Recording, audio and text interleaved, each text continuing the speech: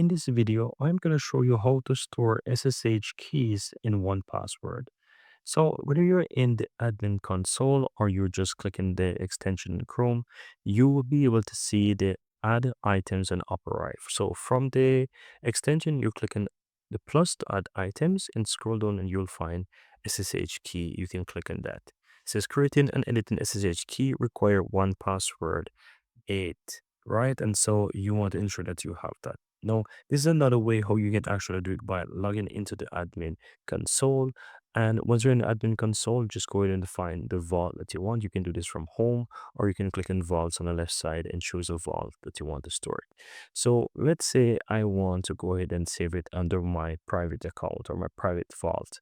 I click on the private vault, and within the vault, I'm going to click view the vault right here and open the vault. And within the vault, you can click and add new items in the upper right. Now, you are not seeing SSH here by default. It just shows the top six. We'll click and show more, scroll down, and you'll find SSH key. You click on that, and so here you can name whatever it is. I'm going to type, for example, ABC SSH key. You can type whatever you want. It's just a name. Here you can either drag the private key file. If you have it, you can import it right there, or you can click add private key and you can just simply choose generate a key or import a key file, or you just basically paste it from clipboard. It's really up to you. So let's say I'm going to say generate a key file. I'm going to just whatever you can just basically do it. You can generate, and as you can see right there, it does something like that. So this is an example, by the way. And so you can add some notes about it. You can type whatever you want, and you can add location. You can add tags, SSH, for example.